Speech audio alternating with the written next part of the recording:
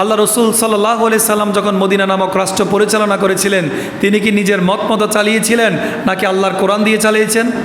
সবাই একটু কথা বলেন, সবাই শিক্ষিত মানুষ, সবাই বলেন নিজের মতো নাকি আল্লাহর কোরআন দিয়ে চালিয়েছিলেন? রাসূলুল্লাহ সাল্লাল্লাহু আলাইহি সাল্লামের ওফাতের পরে আবু বকর, ওমর, ওসমান, আলী রাদিয়াল্লাহু তাআলা আনহুম, তারা যে 30 বছর খায়রুল কুরুনি করনি, তারা যে 30 বছর রাষ্ট্র পরিচালনা করেছিলেন, তারা কি নিজের মতো চালিয়েছিলেন নাকি আল্লাহর কোরআন দিয়ে? কি দিয়ে চালিয়েছিলেন? তাহলে বোঝা গেল আল্লাহ রসুল সাল্লাল্লাহু আলাইহি সাল্লামের 10 বছর, আবু বকর, ওমর, ওসমান, আলী রাদিয়াল্লাহু তাআলা আনহুম তারা চালিয়েছেন 30 বছর। এই 40 বছর বরাবর কোরআন দিয়ে দেশ চালিয়ে কি আল্লাহ রসুল এবং তার সাহাবেরা পৃথিবীর জন্য একটা রোল মডেল রেখে যাননি? কথা কারা জাননি?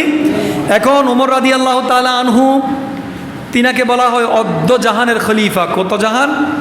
পৃথিবীর অর্ধেকের খলিফা বলা হয় কাকে? ওমর রাদিয়াল্লাহু তাআলা আনহুকে। ওমর রাদিয়াল্লাহু তাআলা আনহু তিনি যখন এই মদিনা নামক তথা ওই সময় বাহরাইন, পারস্য, রোম নিয়ে বিশাল একটা সাম্রাজ্য, পৃথিবীর প্রায় অর্ধেকটা ধরে তিনি শাসন করতেন। বাংলাদেশের আয়তন মাত্র 56,000 বর্গ মাইল, আর ওমর যে রাষ্ট্রটা চালাইতো একা পৃথিবীর অর্ধেক, বাংলাদেশের মতো 100টা রাষ্ট্র। সুবহানাল্লাহ কন্যা।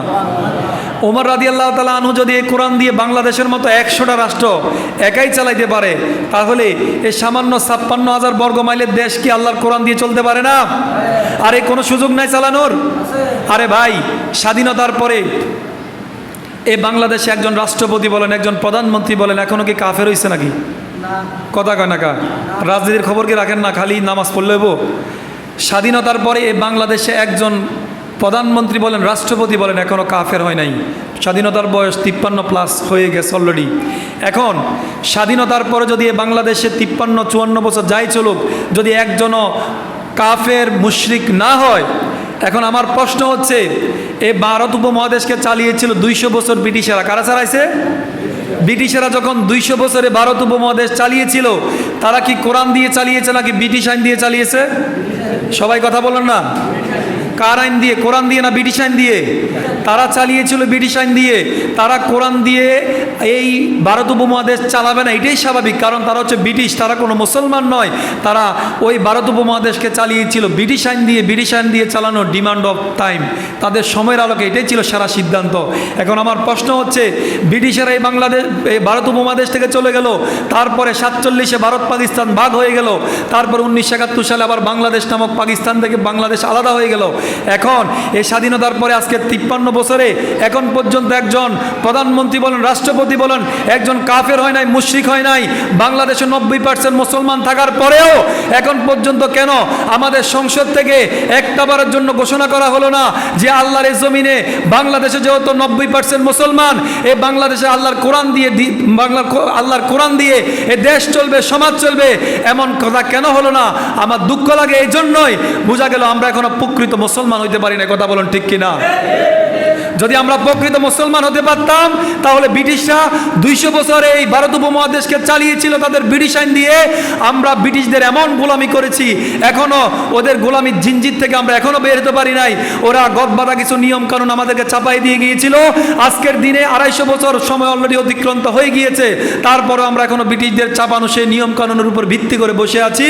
আমরা যে মুসলমান, আমাদের যে ইসলাম রয়েছে, আমাদের সংবিধান কোরআন রয়েছে, আমরা এত কিছু থাকার পরেও আমরা আমাদের কোরআন দিয়ে দেশ চলুক, সমাজ চলুক, রাষ্ট্র চলুক, এটা চালানোর মতো হিম্মত, সাহস, অনুপ্রেরণা আমাদের ভিতরে আসে না। বিদায় এটাই প্রমাণ করে আমরা এখনো প্রকৃত মুসলমান হইতে পারি। প্রিয় ভাইরা আমার, এটা দুঃখের বিষয়। যদি আপনি উদখুলু ফিস সিলমি কাফা, ইসলামে পরিপূর্ণ প্রবেশ করতে চান, আপনাকে ডিমান্ড, আপনার ভিতরে চাহিদা থাকতেই হবে, ওই চাহিদা যে আল্লাহর জমিনে আল্লাহর কোরআন দিয়ে দেশ চলবে, সমাজ চলবে, রাষ্ট্র চলবে। একবারে পাকঘর থেকে সংসদ ভবন পর্যন্ত পুরা জায়গাটা জুড়েই আল্লাহর কোরআন দিয়ে চলবে। আল্লাহ বলেছেন, ওমা ফাররাতনা ফিল কিতাবি মিন শাইইন। এই কোরআনে এমন কোনো বিষয় নাই যেটা আমি উল্লেখ করি না। ভাই, এই কোরআনে কি ফৌজদারি আইন নাই? আর এই কোরআনের ভিতরে কি আপনার কিভাবে আপনার মানুষকে চুরি করলে বিচার করবে, জিনা করলে বিচার করবে, একজনকে হত্যা করলে বিচার করবে, এই আইনগুলোকে কোরআনের ভিতরে নাই? এখন আপনি নিজেকে আব্দুল্লাহ আব্দুর রহমান বলে সমাজের কাছে, মানুষের কাছে আপনি বলছেন, অথচ আপনি কোরআন দিয়ে সমাজ চলুক, রাষ্ট্র চলুক, এই ইচ্ছা যারা আপনার ভিতরে নাই, আমি তো বলবো আপনার ভিতর মুনাফিকি ছেয়ে গেছে। যদি মুনাফিকি আপনার ভিতরে না থাকতো তাহলে মুসলমান হিসাবে আপনি তো অবশ্যই আপনি মনের ভিতরে এরাদা রাখা দরকার, আমি তো মুসলমান, আমি চাইবো যেহেতু আমি আজান হলে নামাজ পড়ি, রমজানে রোজা রাখি, হজ করতে মদিনা যাই, আমি ভালো কাজ করি, দান দক্ষিণা করি, তাহলে আমি কেন কোরআন দিয়ে দেশ চলুক এটা কেন আমি চাইবো না? আরে ভাই আপনি কেন চাইবেন না? যদি আপনার ভিতরে এই অনুরণ সৃষ্টি না হয় যে আল্লাহর কোরআন দিয়ে আল্লাহর দেশ চলুক, যারা আল্লাহর কোরআন দিয়ে আল্লাহর দেশ চালানোর জন্য সাহস করছে, চেষ্টা করছে, আপনি যদি তাদেরকে রাজাকার বলে দেন, আপনি যদি তাদেরকে আপনার দোসর বলেন, আপনি যদি তাদের সাথে নাক চিৎকায় চলেন, তাদেরকে অপমান করেন, তাহলে আপনি প্রকৃতপক্ষে তাদেরকে অপমান করলেন না, বরং আপনি নিজের কপালে নিজেই বাড়ি দিলেন।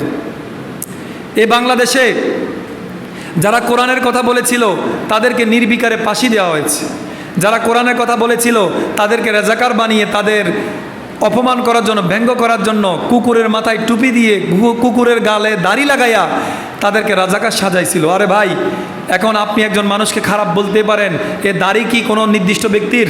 আরে কথা কন না। এই টুপি কি কোনো নির্দিষ্ট ব্যক্তির? পাঞ্জাবি কোনো নির্দিষ্ট ব্যক্তির? এ দাড়ি টুপি, পাঞ্জাবি টুপি এগুলো কিছুই তো কোনো নির্দিষ্ট ব্যক্তির নয়। এটা হচ্ছে আমার ইসলামের সম্ভব, এটা হচ্ছে আমার ইসলামের একটা নিদর্শন। এখন আমার ইসলামের নিদর্শন নিয়ে আমার আরেকজন মুসলমান ভাই নাচানাচি করে, লাফালাফি করে, অপমান করে, তাহলে সে নিজেকে কিভাবে মুসলমান দাবি করে? মুসলমান দাবি করার কোনো সুযোগ? প্রিয় ভাইরা আমার, এই জন্য যে কথাটা বলছি, যদি প্রকৃতভাবে আমরা ইসলামের ভিতর প্রবেশ না করতে পারি, যদি আমরা ইসলামে পরিপূর্ণ প্রবেশ না করতে পারি, তাহলে যতই নিজেকে আমরা মুসলমান দাবি করি না কেন, নিজেকে যতই মুসলমান দাবি করি না কেন, প্রকৃতপক্ষে আমি আপনার জিন্দেগি মুসলমানের উপরে যাবে না, আমার আপনার মৃত্যু হবে মুনাফিকের উপর। সবাই সাবধান, যারা ইসলামী আন্দোলন করে, আপনার ভালো লাগে না, আপনি এ দল করবেন না। বাংলাদেশে 8টা ইসলামী দল আছে যারা চায় আল্লাহ জমিন, আল্লাহ দিন কায়েম হোক। একটার ভালো লাগে না, বাদ দেন এটারে, আরেকটার কাছে যান। ওইটার ভালো লাগে না, আরেকটার কাছে যান। ওইটা ভালো না, আরেকটার কাছে যান। ওইটাও ভালো লাগে না, 8টাই ভালো লাগে না, আপনি নিজে একটা প্রতিষ্ঠা করেন। মাগার আপনাকে ইসলামী আন্দোলন করতেই হবে। যদি আপনি মনে করেন না যেমনে আসি এমনে ভালো, যা কদিন বাসি, সমস্যা কি, এটা হচ্ছে আপনার দায় সারা ভাব। এই দায় সারা ভাব দিয়ে কখনো প্রকৃত মুসলমান হওয়া যাবে? আল্লাহ যেহেতু আমাদেরকে একটা সুন্দর সুযোগ দিয়েছেন, আমরা চাই এই কোরআন কোনো ব্যক্তির নাকি? কথা বলেন, এই কোরআন কোনো ব্যক্তির? কোরআন যেহেতু কোনো ব্যক্তির নয়, আমরা চাই এই কোরআন হচ্ছে আল্লাহর পক্ষ থেকে আমার জন্য নেয়ামত। এই নেয়ামতটাকে আমরা চাইব সংসদ ভবনে যাক, আর এই সংসদ ভবনে এই কোরআন যাওয়ার জন্য যত ধরনের সিস্টেম রয়েছে, এই বাংলাদেশে এই পর্যন্ত 17 থেকে 18 বার বাংলাদেশের সংবিধানকে পরিবর্তন করা হয়েছে, কিন্তু কোরআনকে কোনোদিন একবারের জন্য পরিবর্তন করা হয়েছে? আরে কোরআনের একটা আয়াত কি কোনোদিন পরিবর্তন করা হয়েছে? পরিবর্তন তো করা হয়নি, পরিবর্তন হওয়ার কোনো সম্ভাবনাও নাই। তাহলে যেই সংবিধান পরিবর্তন হওয়ার সম্ভাবনাও নাই, ওইটার কাছে আপনি না যাইয়া কোথায় ওই সেই গণতন্ত্র, কোথায় সে সমাজতন্ত্র, এগুলা নিয়ে আপনি করেন, কী জন্য করেন? ওগুলার পিছে বাদ দিয়া আসুন, আমরা সকলে চাই যেভাবে আল্লাহর জমিনে আল্লাহর দিন বাস্তবায়িত হোক, আমরা ইসলামে পরিপূর্ণ প্রবেশ করি। আল্লাহ রাব্বুল আলামিন আমাদের প্রত্যেককেই ইসলামের সাথে থেকে, ইসলামের সাথে একসাথে সারথি হয়ে আল্লাহর জমিনে যেন আল্লাহর দিন বাস্তবায়ন, একসাথে কাঁধে কাঁধ মিলিয়ে কাজ করার তৌফিক দান করুক। সকল বলে আল্লাহুম্মা আমিন।